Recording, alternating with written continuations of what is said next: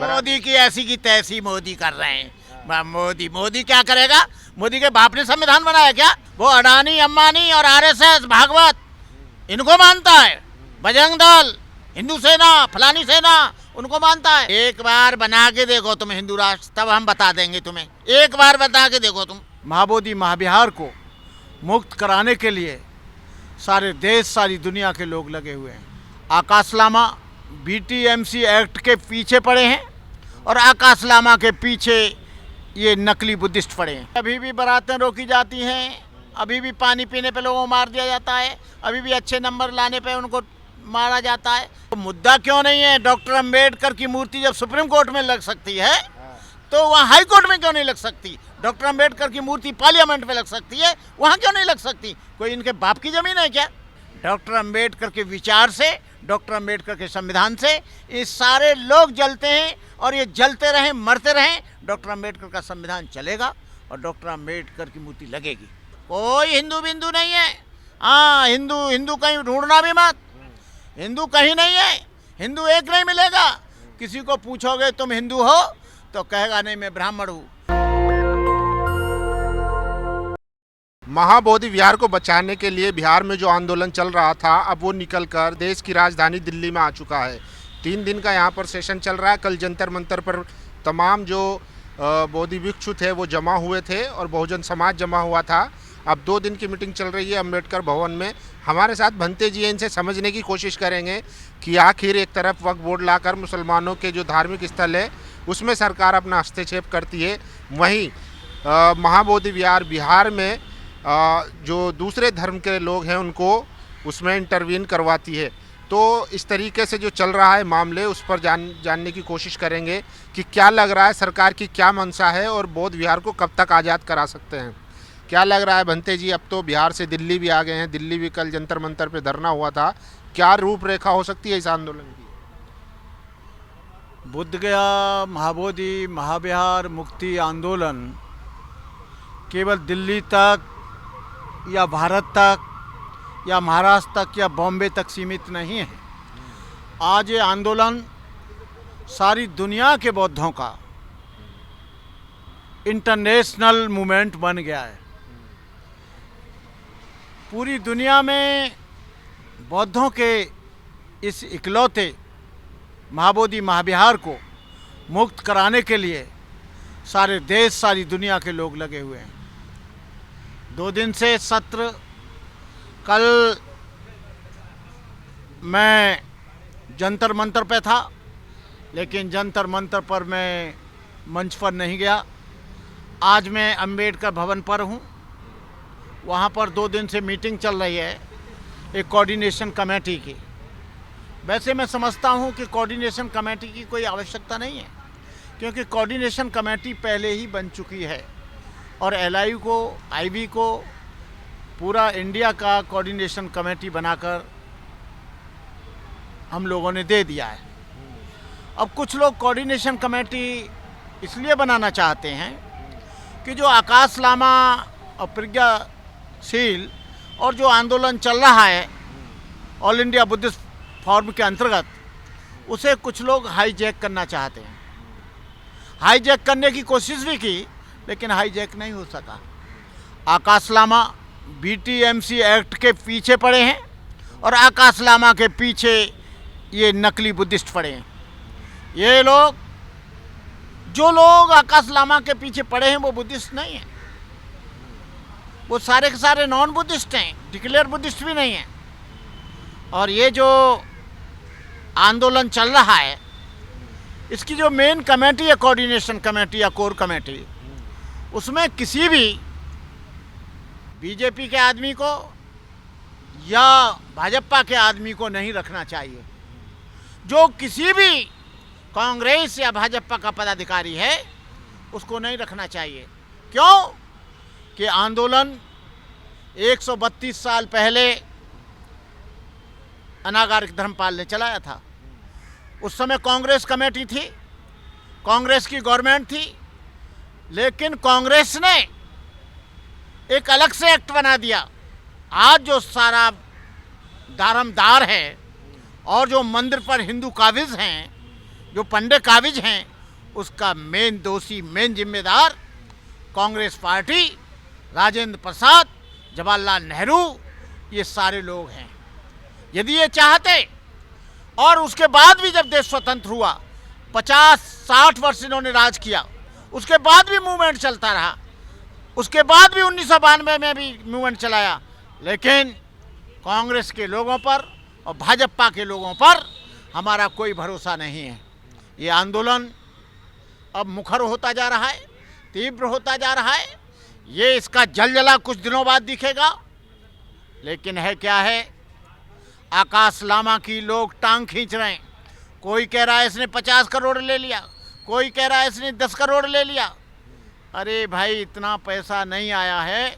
80-85 लाख आया था, उसमें से 80 लाख तो खर्च हो गया टेंट वेंट और खाने में। रोज़ खाने पर 60,000-70,000 रुपया खर्च आता था, बिच्छुओं की दवाई पर खर्च आता था, बिच्छुओं के साबुन तेल पर खर्च आता था। ये झूठा मन गढ़ंत प्रचार किया जा रहा है। तो बंते जी, एक बात बताइए, तो लड़ाई जो है वो सत्ता से है या फिर अपने ही लोगों से? क्योंकि अपने ही लोगों में दो फाड़ हो रहा है। ये अपने लोग ही इस मूवमेंट को कमज़ोर करने के लिए लड़ रहे हैं। वो चाह रहे हैं, यहाँ पर दो चीज़ों का झगड़ा है, एक लीडरशिप का झगड़ा और एक धन का झगड़ा। धन हमारे पास आना चाहिए, लीडरशिप हमारे पास आनी चाहिए। ये हम पूरी तरह से कहना चाहते हैं। मैं किसी का विरोध नहीं करना चाहता, ये आंदोलन चलना चाहिए। और इसलिए मैं 2 दिन की 3 दिन की इस मीटिंग में नहीं गया, क्योंकि मैं महाबोधि महाविहार मुक्ति आंदोलन के साथ हूँ। कोई भी चलाए, मैं किसी व्यक्ति के साथ नहीं हूँ, किसी नेता के साथ नहीं हूँ, किसी जमींदार सरमाए के साथ नहीं हूँ। मेरा एक ही उद्देश्य है कि महाबोधि महाविहार मुक्त होना चाहिए। कौन कराना चाहता है इसको मुक्त, ये अलग बात है। इसलिए मैं इस महाबोधि आंदोलन को मुक्त कराने के लिए मैं पूरी तरह से प्रयासरत हूँ। बस। आप प्रयासरत है, लेकिन जो है हमने इसी देश में देखा कि मुसलमानों ने सीए पर इतना बड़ा आंदोलन किया, वो दुनिया भर में छाया। किसानों का आंदोलन हुआ, 1 साल तक चला, वो सरकार को झुकना पड़ा। लेकिन बौद्ध विहार को बचाने के लिए कई महीनों से जो है आंदोलन चल रहा है। उसका असर कहीं राज्य जो सरकार है बिहार की, उस पर भी नहीं दिख रहा। तो केंद्र सरकार पे क्या दिखेगा? वो दिखेगा। हम तो ये चाहते हैं ये 10 साल तक भी अभी और न करें, लेकिन हमें जन जागृति करने का, जन आक्रोश लोगों में है, और हम समाज को जागृत करते रहेंगे सारी दुनिया में। इनके लोकतंत्र को, इनकी धर्मनिरपेक्षता को, इनके सेकुलरिज्म को हम नंगा करते रहेंगे। और हम जानते हैं ये देश में सेकुलरिज्म नहीं है, इस देश में मनुवाद है, इस देश में धर्मनिरपेक्षता नहीं है, इस देश में जातिवाद और हिंदूवाद है। कहाँ सर मनुवाद है? अब तो कह रहे हैं कि संविधान है बाबा साहेब का, उसी से देश चल रहा है और चलेगा। अरे अभी भी बारातें रोकी जाती हैं, अभी भी पानी पीने पे लोगों को मार दिया जाता है, अभी भी अच्छे नंबर लाने पे उनको मारा जाता है। क्यों, कहाँ नहीं है मनुवाद? हर जगह तो जातिवाद है। तो इस जातिवाद को ख़त्म करने के लिए भी हम प्रयास कर रहे हैं। लेकिन अब यूपी से भी खबरें आ रही हैं कि जो ठाकुर थे उनकी कलश यात्रा रोक दी गई दलितों द्वारा। ये धीरे धीरे, हम इसके पक्ष में नहीं हैं, लेकिन हम ये जरूर कहेंगे, जो जुल्म करेगा उसे रोका जाएगा, जो अत्याचार करेगा उसका विरोध किया जाएगा। जो हमारी अंबेडकर जयंती रोकेगा, हम भी उसकी जयंती और उसकी कलश यात्रा रोकेंगे। कौन रोक रहा है आपकी? ये सब लोग, मनुवादी लोग, जातिवादी लोग, वो रोक रहे हैं। कहाँ रोक रहे हैं बताइए? हर जगह रोक रहे हैं। कहाँ नहीं रोक रहे हैं? कासगंज में रोक रहे हैं, बुलंदशहर में रोक रहे हैं, राजस्थान में रोक रहे हैं, हरियाणा में रोक रहे हैं, आपके तेलंगाना में रोक रहे हैं, पूरे देश में तो रोक रहे हैं। आप भी लोग तो मुद्दा बनाते हैं। अब ग्वालियर में जब बाबा साहेब की मूर्ति लगनी थी, आपने उसको भी मुद्दा बना दिया। वो मुद्दा क्यों नहीं है? डॉक्टर अंबेडकर की मूर्ति जब सुप्रीम कोर्ट में लग सकती है, तो वहाँ हाई कोर्ट में क्यों नहीं लग सकती? डॉक्टर अंबेडकर की मूर्ति पार्लियामेंट में लग सकती है, वहाँ क्यों नहीं लग सकती? कोई इनके बाप की जमीन है क्या? लगेगी मूर्ति, जबरदस्ती लगेगी। जबरदस्ती लगेगी। क्यों? अरे हम लगाएंगे, बाबा साहब अंबेडकर ने संविधान बनाया। हाँ, लेकिन वहाँ पे जो जज हैं, कुछ वकील हैं, वो लोग मना कर रहे हैं, ये कह रहे हैं हम लगने ही नहीं देंगे। ये सब मनुवादी लोग हैं। डॉक्टर अंबेडकर की विचारधारा से इनकी सबकी ऐसी की तैसी होती है। डॉक्टर अंबेडकर से जीते जी इतना नहीं डरते थे जितना मरने के बाद डरते हैं। डॉक्टर अंबेडकर के विचार से, डॉक्टर अंबेडकर के संविधान से ये सारे लोग जलते हैं और ये जलते रहें, मरते रहें। डॉक्टर अंबेडकर का संविधान चलेगा और डॉक्टर अंबेडकर की मूर्ति लगेगी। लेकिन भाजपा और आरएसएस तो कहती है कि सब हिंदू है, सब हमारे साथ हैं, कोई भेदभाव नहीं हो रहा है भारत में। एक भी हिंदू इस देश में नहीं है। कहाँ है हिंदू? ब्राह्मण है, क्षत्रिय है, वैश्य है, शूद्र है। किसी गांव में चले जाओ, पूछो यहाँ हिंदू रहते हैं? कोई हिंदू बिंदु नहीं है।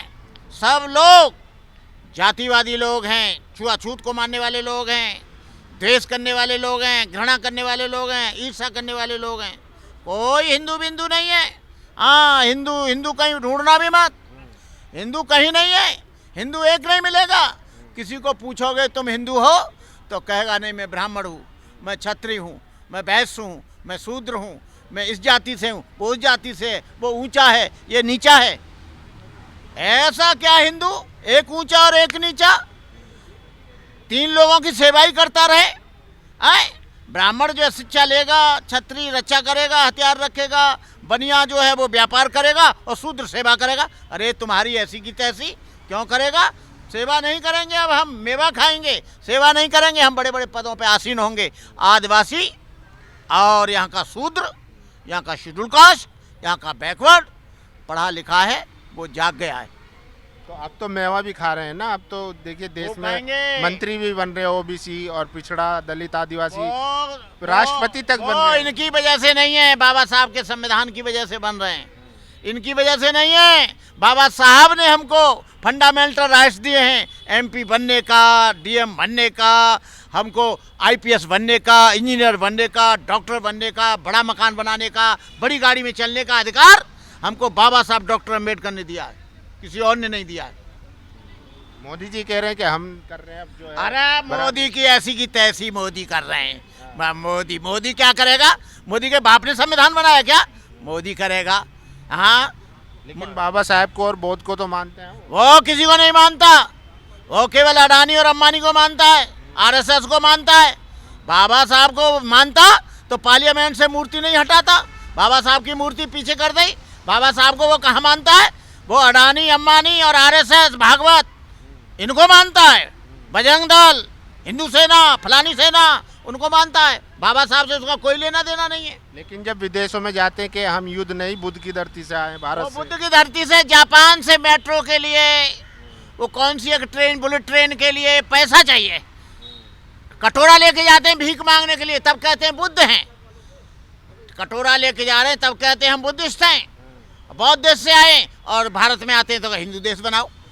उसने उसको छोड़ रखा है। वो कौन सा लड़का है जो कथा पढ़ता है, धीरेन्द्र शास्त्री को, वो हिंदू हिंदू चिल्ला रहा है, हिंदू राष्ट्र, हिंदू राष्ट्र, हिंदू राष्ट्र। अबे बंदर, ये हिंदू राष्ट्र कैसे बनेगा? ये देश मुसलमानों का है, ये देश ईसाइयों का है, ये देश सिखों का है, ये देश अनुसूचित जाति का है, ये देश बैकवर्ड का है। ये देश किसी के बाप का है क्या जो इतनी जल्दी बना देंगे? हिंदू राष्ट्रवाद कुछ नहीं बनेगा। तो कह रहे हैं हिंदुओं का देश है ये, भारत है, हिंदू देश नहीं है ये।